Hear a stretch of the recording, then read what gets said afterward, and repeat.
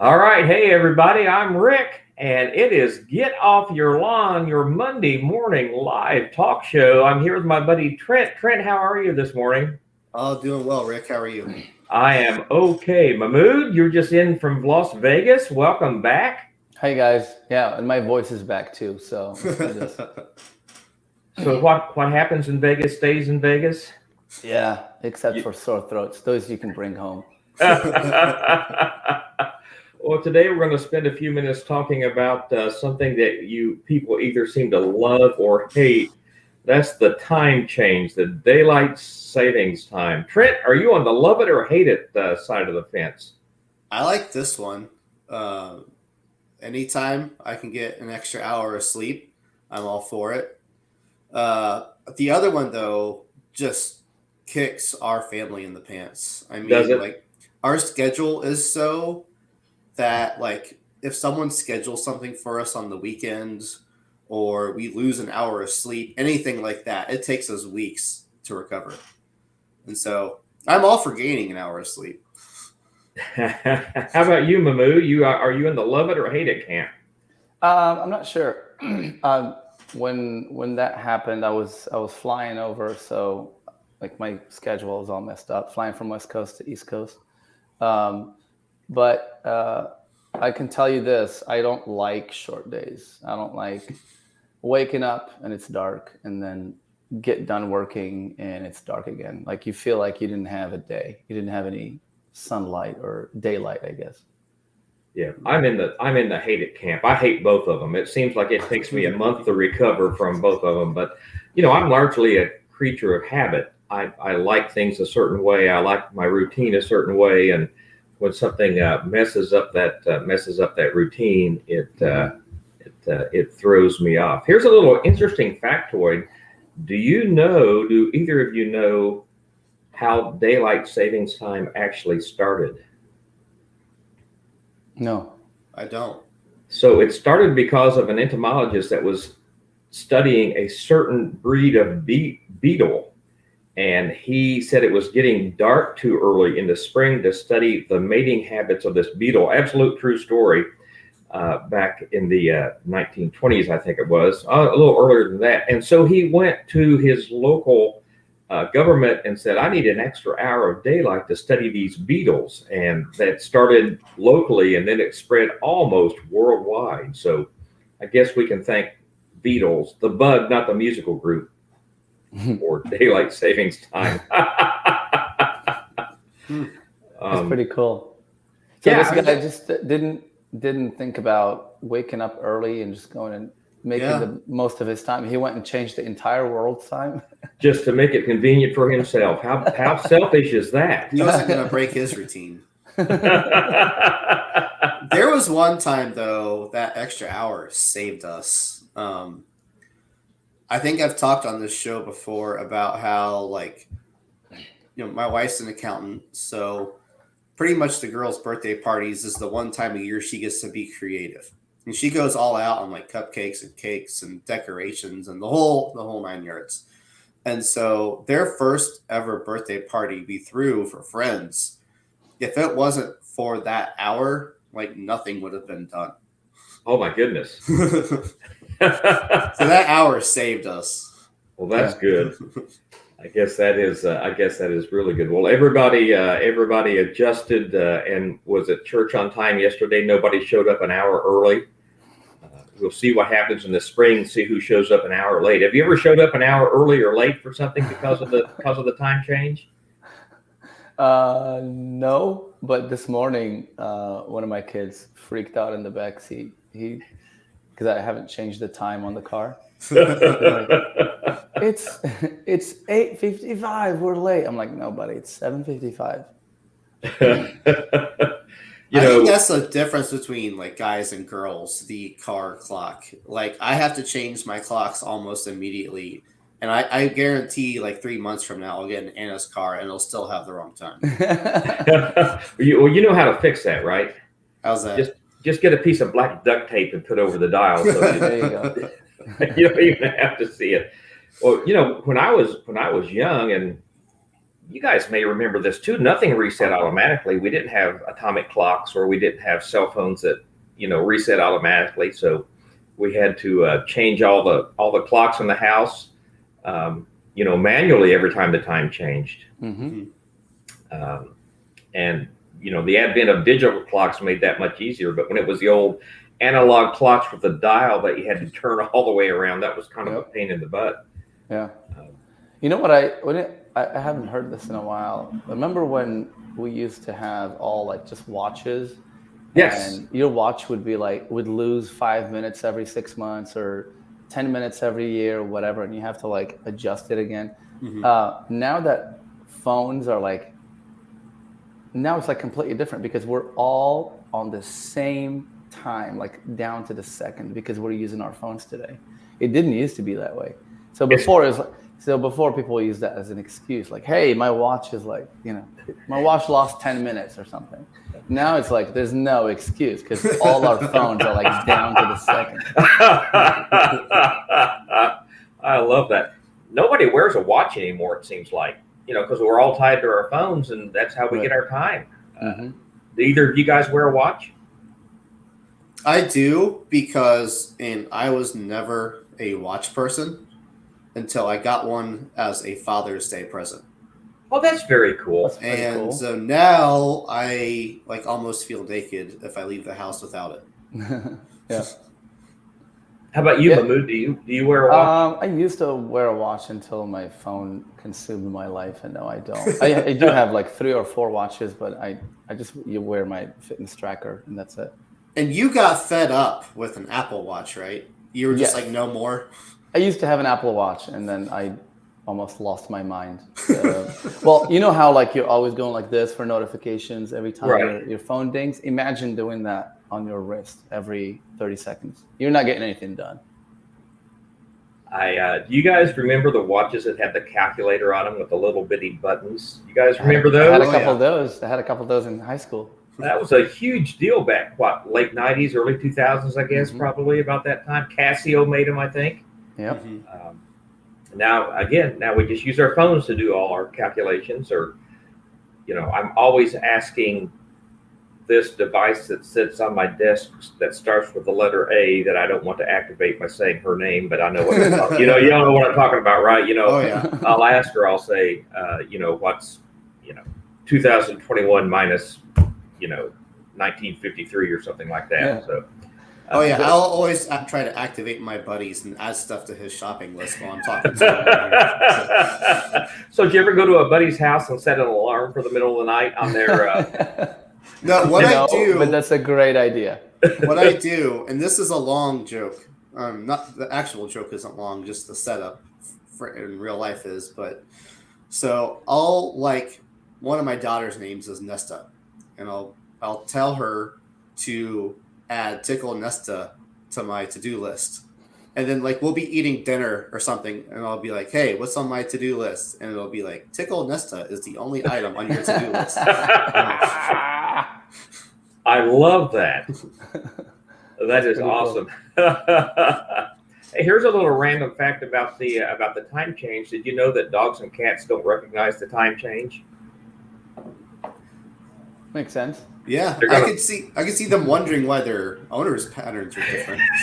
Our cats this morning were like, "Hey, it's 5:30. It's time for us to be fed. What the heck are you guys doing?" No, it's 4:30. Well, you can guess who won that battle, right? Yeah. So anyway, I'm just not a fan of the time change. I think I wish we were on, some kind of worldwide GMT time, so it was the same time every place. I guess that would have its own set of issues, but in Indiana, we're on Eastern time, but we are so close to Chicago. It almost would make more sense for us to be on Central time here in Indianapolis, because when they changed the daylight savings time, they said it was because of all the East Coast business, but it seems like so many of us do business with folks in Chicago and St. Louis and so on. We've always got to figure out that time change. And Indiana, we're kind of crazy. Is Ohio all one time zone? Yeah. I believe so. Yeah. Yeah. So Indiana, we're Central Time except in the Northwest and the Southwest. We're Eastern Time except for the North and Southwest that are both in Central Time. So yeah, it makes sense for Indiana, or at least half of Indiana, to be in Central Time. yeah, of course, then it gets dark at 4:30 in the afternoon in the dead of winter, and that's not a good thing. It's not. Yeah. So, Mahmoud, how long does it take for you to recover, like on a trip to Morocco and back? Like, do you get there? Like, are you just on a completely different schedule from your family, or? Yeah. Well, right now, what time is it in Morocco right now? Right now it's noon, so they're having lunch right now. It takes to recover, since you're flying about 24 hours total, like between layovers and flights and all that. So it takes you another 24 hours to recover, but you want to make sure you spending most of that time sleeping. So when I go there, I just sleep like a good 10 hours, wake up, eat something, and then take another nap. And that just takes care of it. If you keep chasing if you just arrive there and start working with their schedule, you'll get pretty tired and messed up, and you'd wake up at 2 a.m. and you're like, oh, I'm ready to roll. So you got to go in there and take a few naps and sleep really well, and then adjust your schedule from there. Okay. So get a good long sleep, wake up, eat something, then go back and take a nap. I'm liking this schedule. Yeah, just listen to your body. Like if you wake up, if I wake up and I feel like I'm still tired, I'll have breakfast or whatever, and then take another half an hour nap. And those naps just, calibrate everything. Well, I shouldn't listen to my body because my body usually tells me I want tacos. So. Same. So anyway, well, the time changes the topic of the day. I'm sure we'll talk about a couple of other things, but I have a really difficult time adjusting to it. And there are a lot of people that it really kicks in their seasonal affective disorder. There are a lot of people that really struggle with depression when the time changes and getting dark at 5:30 in the afternoon. I think sunset tonight they said was 5:35, and for folks that work to 5 o'clock or even 6 or 7 o'clock, they're not going to see any daylight at all. It's like Mahmoud said, it's going to be dark when you go to work and dark when you come back home. It just affects your head. It affects your head. It does. I even see that in my daughters too. When they're leaving dance or they're leaving gymnastics, it's already dark out. Yeah, I see that with kids too. No, absolutely. I think that's kind of a topic we should talk about sometime. Is the mental health of our kids. That's really important, and I don't think as a society we think of depression and things like that as more of an adult's issue, but it really does affect kids, and even something as simple as a time change or less daylight or an unhealthy diet can really affect them. That might be a good topic for a later show, a little more serious show at some point. So Rick, Mahmoud and I are in our 30s. Right. Did you notice a change when you hit 40? Like the time change, or have you always kind of had this hatred for it? That's a great question. You know what? I didn't notice it in my 30s, but when it really started hitting me was probably about between 50 and 55. That's okay. So about 10 years ago was when I really started struggling with it. I think I dealt pretty good with it up to that time.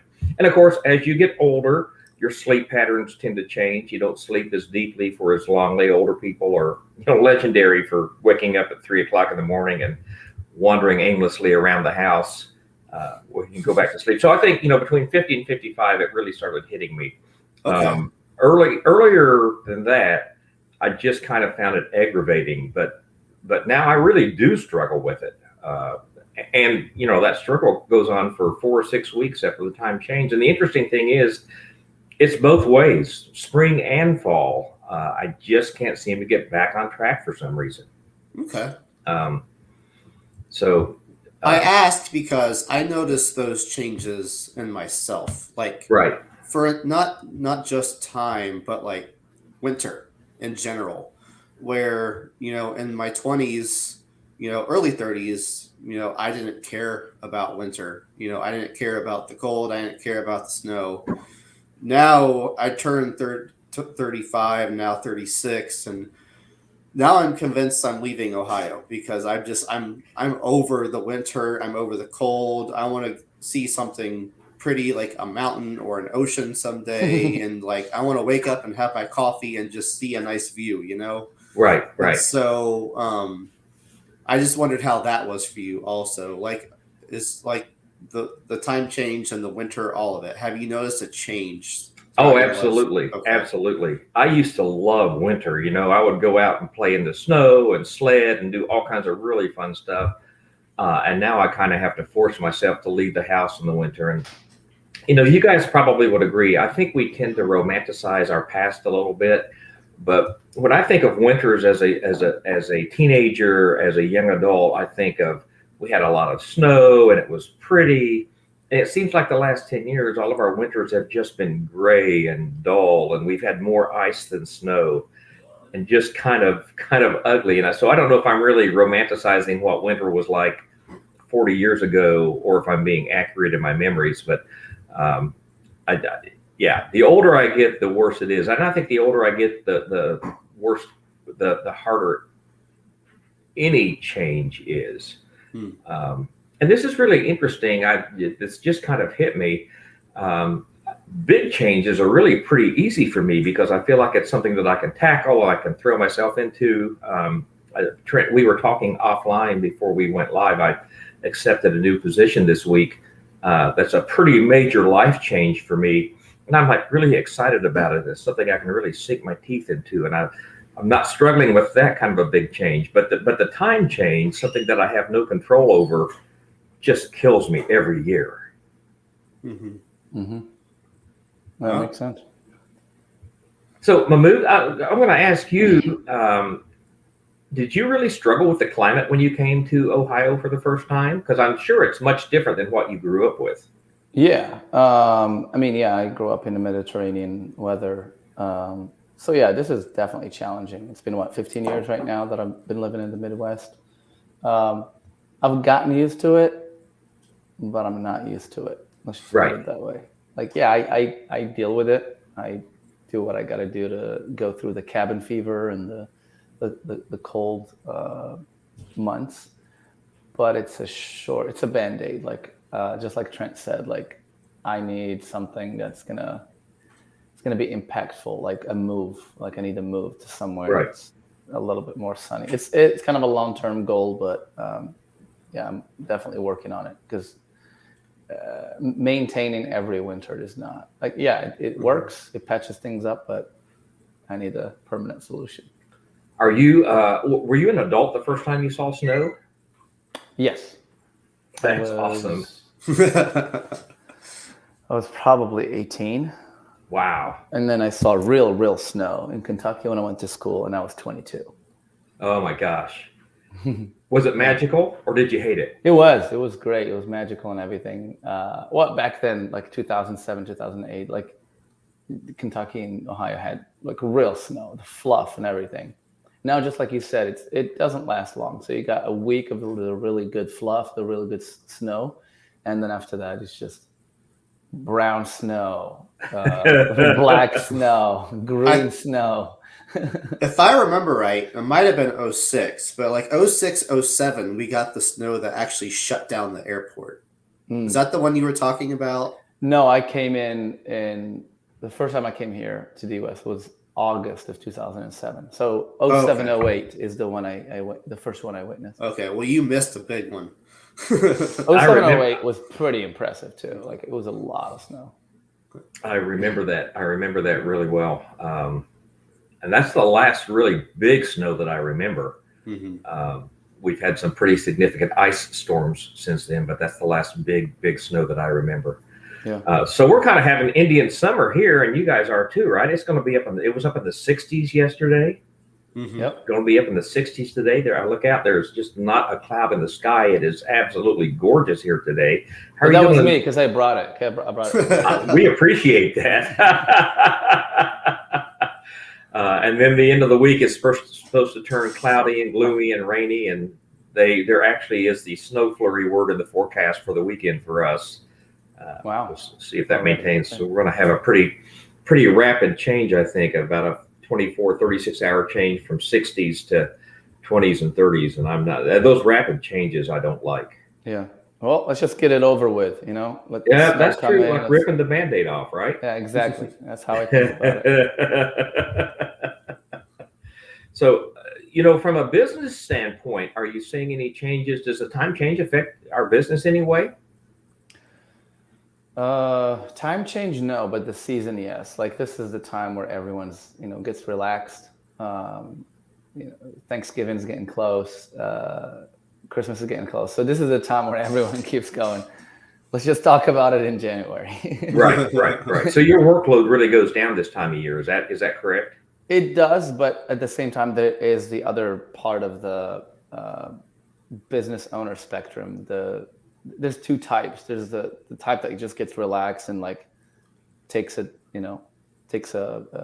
deep breath, I guess, and relaxes until January. And then there's the other side of the business owners. They're like, no, I can't sit on my hands. I want to do something while everyone is asleep or while everyone's sitting down. So you get a couple of those every November.